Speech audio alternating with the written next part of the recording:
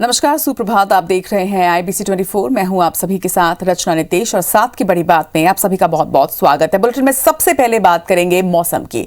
छत्तीसगढ़ में लगातार बारिश का दौर जारी है। राजधानी रायपुर में दिसंबर महीने में सबसे ज्यादा बारिश का रिकॉर्ड बना है। बीते 24 घंटे की अगर बात करें तो 24 घंटों में 66.6 मिलीमीटर बारिश दर्ज की गई है। इसके पहले दिसंबर 2010 में ऐसा हुआ था जब 24 घंटे में 64.1 मिलीमीटर बारिश दर्ज की गई थी। आगे बारिश थमने के बाद घने कोहरे की भी आशंका जताई जा रही है।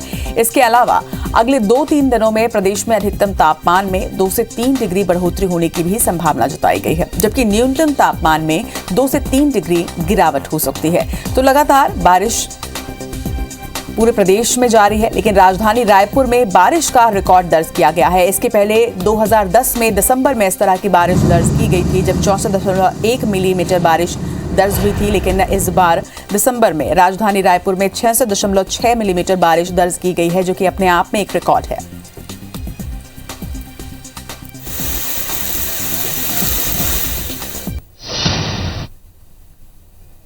इधर छत्तीसगढ़ में बेमौसम बारिश ने ठंड को जरूर बढ़ा दिया है। रायपुर समेत लगभग सभी जिलों में लगातार बारिश जारी है।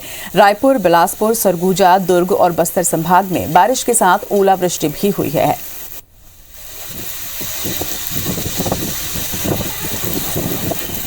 तो ये 6 तस्वीरें बारिश की कि छत्तीसगढ़ में किस तरीके से बारिश हो रही है और इसी तरह से देश के कई हिस्सों में लगातार बारिश का कहर जारी है। मध्य प्रदेश की अगर बात करें तो मध्य प्रदेश में बारिश के साथ ठंड भी बढ़ चुकी है। कई हिस्सों में तापमान में गिरावट दर्ज की गई है, वहीं कई हिस्सों में बारिश और कड़ाके की ठंड मध्य प्रदेश में जारी है। मौसम विभाग ने इसके लिए अलर्ट भी जारी किया है। आपको बता दें कि रीवा, सागर, चंबल, ग्वालियर में बारिश की संभावना जताई गई है, तो वहीं जबलपुर, शहडोल और संभाग में गरज चमक के साथ बारिश की संभावना जताई गई है। तो कई जिलों में बारिश और कड़ाके की ठंड यहां जारी है और कई जिलों में आने वाले दिनों में भी बारिश की संभावना मौसम विभाग ने यहां पर जारी की है।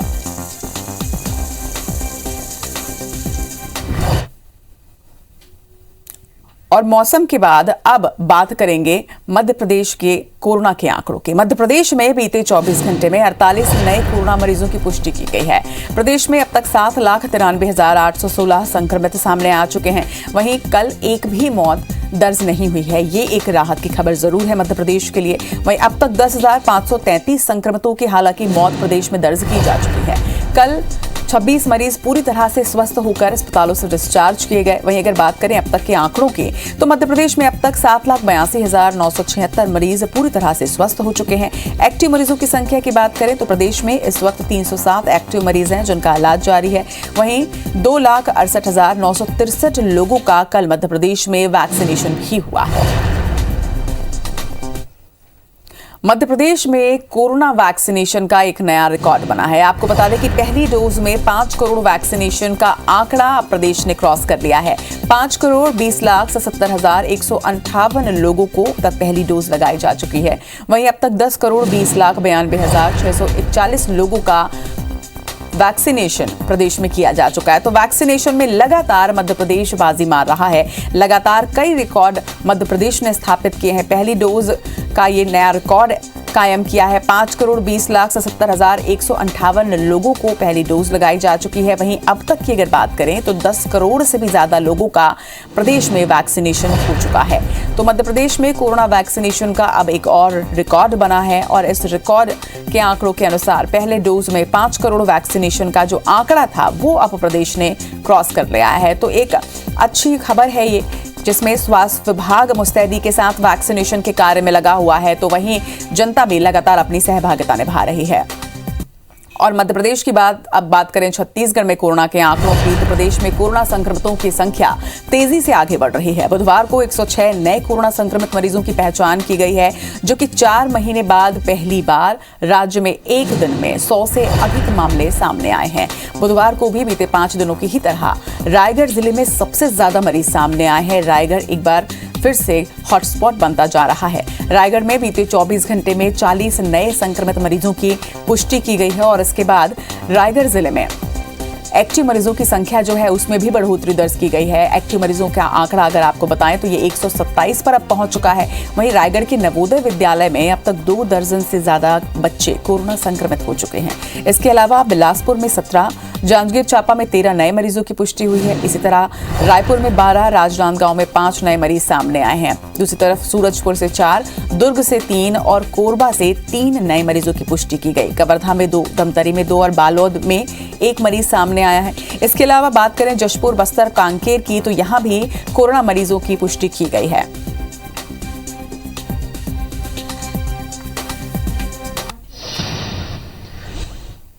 मध्य प्रदेश और छत्तीसगढ़ दोनों ही प्रदेशों में कोरोना का क्या स्टेटस है और इसके साथ ही बारिश की वजह से कितना जनजीवन प्रभावित हो रहा है, इस पर ज्यादा जानकारी के साथ हमारे 2 सहयोगी इस वक्त हमारे साथ जुड़ रहे हैं।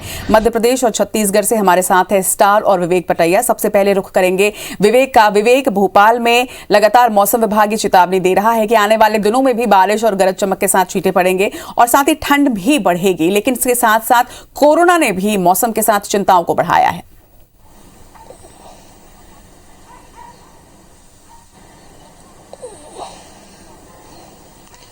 मध्य प्रदेश के मौसम की बात करें तो पूरे प्रदेश में कड़ाके की ठंड का दौर जारी है और खासकर ग्वालियर, चंबल और जबलपुर संभाग में बारिश और ठंड दोनों एक साथ जो है लोगों के लिए मुसीबत बनकर टूटी है। और कल की यदि बात करें तो कल ग्वालियर, चंबल संभाग और इसके साथ ही जबलपुर और होशंगाबाद, नर्मदापुरम संभाग में कई जिलों में तेज बारिश हुई है। बारिश के साथ ओले गिरने की भी खबर है और उसके कारण कहीं न कहीं सामान्य जनजीवन भी काफी अस्त व्यस्त हुआ है।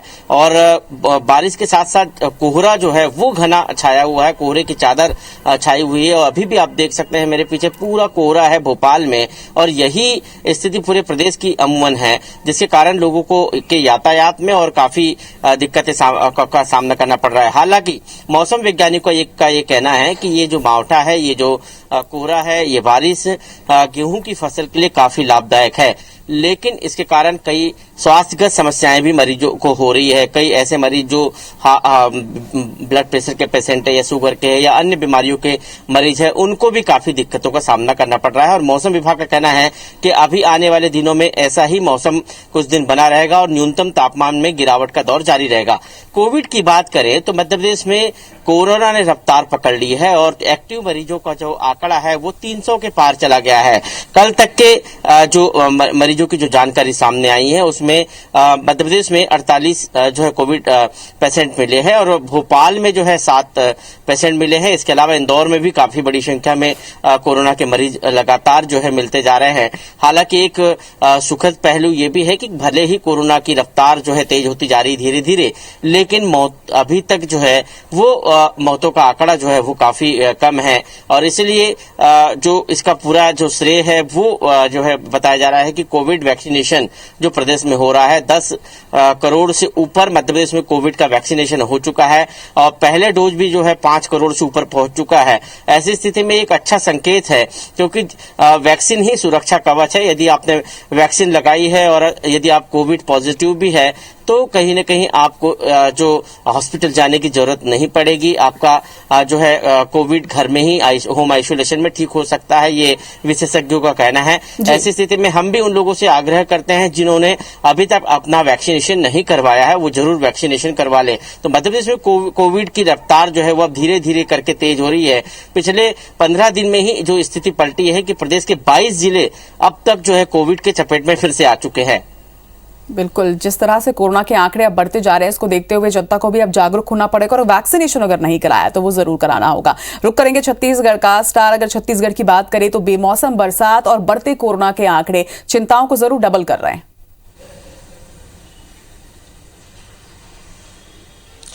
देखिए, दिसंबर महीने में यदि बात करें रायपुर की, तो कल जो मौसम विभाग ने आंकड़े जारी किया था, परसों रात से जो बारिश जारी थी वो कल लगभग देर रात तक जारी रही और 24 घंटे में 66 मिलीमीटर बारिश रिकॉर्ड दर्ज की गई है। इससे पहले साल 2010 में 64 मिलीमीटर बारिश दिसंबर महीने में 24 घंटे में दर्ज की गई थी।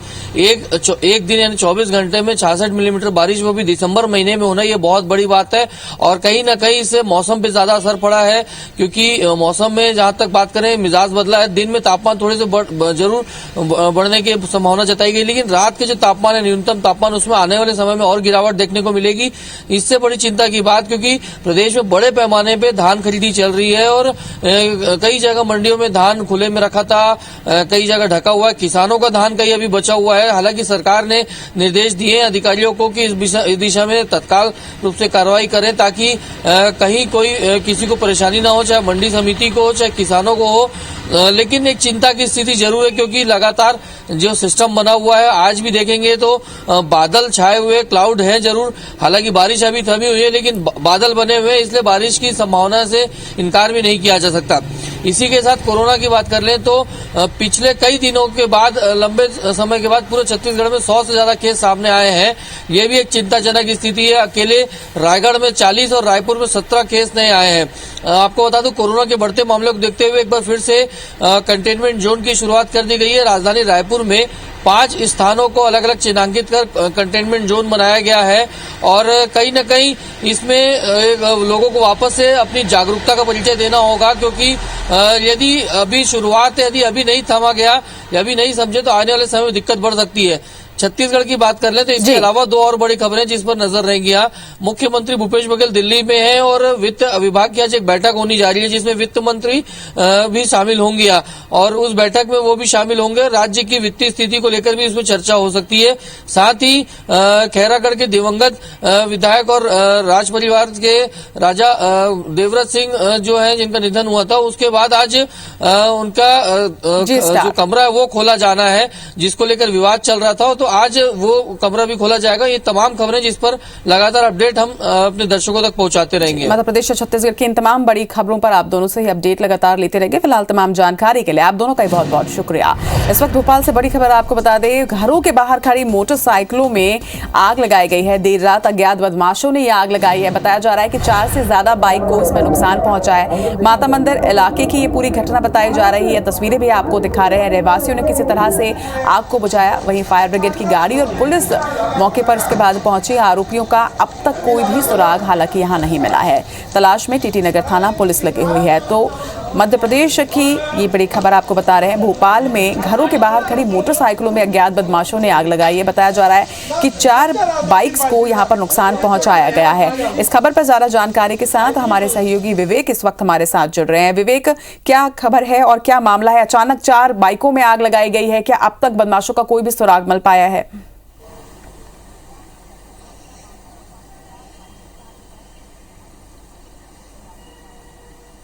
देखिए, ये घटना जो है टीटी नगर थाना क्षेत्र के माता मंदिर के पास जो है 98 क्वार्टर्स में हुई है और सबसे बड़ी बात है कि इसके पहले भी यहाँ पर इस तरह की घटनाएं हो चुकी है, लेकिन उस वक्त भी पुलिस ने आरोपियों का सुराग जो है पुलिस को नहीं मिला, नहीं आरोपियों को दबोच पाई थी।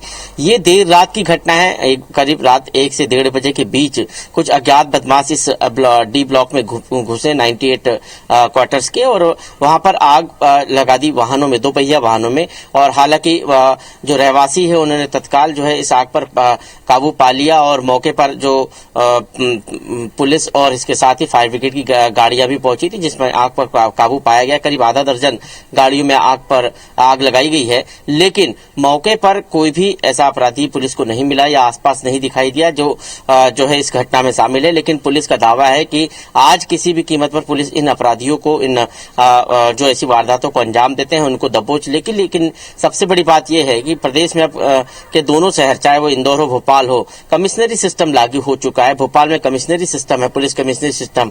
उसके बावजूद अपराधियों के हौसले बुलंद है। किसी प्रकार का कोई जो है सुधार जो है कानून व्यवस्था या फिर इस तरह की घटनाओं को रोकने में दिखाई नहीं देता है। और इसलिए ये सवाल खड़े हो रहे हैं, क्योंकि जिस जगह ये घटना घटी है वहां से चंद कदम दूर पर मंत्रालय है, पुलिस मुख्यालय है, थाना पुलिस टीटी नगर बैठती है। ऐसी स्थिति में ऐसी घटनाएं होना पुलिस की कार्यप्रणाली पर भी सवालिया निशान खड़े करते हैं। तमाम जानकारी के लिए आपका बहुत बहुत शुक्रिया विवेक। सीएम भूपेश बघेल लखनऊ से दिल्ली पहुंच चुके हैं, जहां पर आज वो केंद्रीय वित्त मंत्री निर्मला सीतारमण की बैठक में शामिल होंगे। इस बैठक में छत्तीसगढ़ की वित्तीय स्थितियों के साथ ही बारदाने को लेकर भी चर्चा की जाएगी। इसके पहले कल सीएम भूपेश बघेल ने लखनऊ में कांग्रेस के सीनियर नेताओं और सभी विधानसभा के पर्यवेक्षकों के साथ बैठक कर आगामी उत्तर प्रदेश चुनाव की रणनीति तैयार की। मुख्यमंत्री ने बैठक में सभी कांग्रेस नेताओं से कहा कि यूपी सरकार के पास चुनाव में जनता को बताने के लिए कुछ भी नहीं है, जबकि हमारे पास अपनी बात रखने के लिए काफी कुछ है। वहीं प्रियंका गांधी की सक्रियता के कारण कांग्रेस के नेता और कार्यकर्ता भी उत्साहित हैं। वहीं भाजपा समेत अन्य पार्टियां घबराई हुई हैं। सीएम भूपेश बघेल का कहना है कि यूपी में कांग्रेस का संगठन मजबूत हो चुका है और हमें दमदारी से चुनाव में भिड़ना है, इसमें हमारी जीत होगी। वहीं इस कार्यक्रम में शामिल होने के बाद मुख्यमंत्री भूपेश बघेल रायबरेली जिले के सिहगांव में सरदार वल्लभ भाई पटेल की प्रतिमा अनावरण कार्यक्रम में भी सम्मिलित हुए।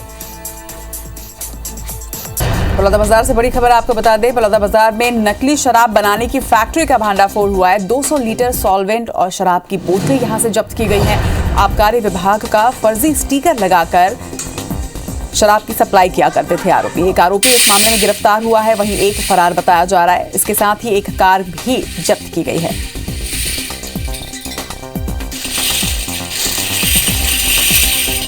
बड़ी खबर आपको बलौदाबाजार से बता रहे हैं, बलौदाबाजार में नकली शराब बनाने की फैक्ट्री का भांडाफोड़ किया गया है। इसके साथ ही यहां से 200 लीटर सॉल्वेंट और शराब की बोतलों को भी जब्त किया गया है। बता दें कि आरोपी आबकारी विभाग का फर्जी स्टिकर लगा के शराब की सप्लाई किया करते थे। इस पूरे मामले में आबकारी विभाग ने एक आरोपी को गिरफ्तार किया है। इसके साथ ही कार भी जब्त की गई है। वहीं एक आरोपी इस पूरे मामले में फरार बताया जा रहा है। तो बलौदाबाजार में एक नकली शराब फैक्ट्री का भांडाफोड़ हुआ है।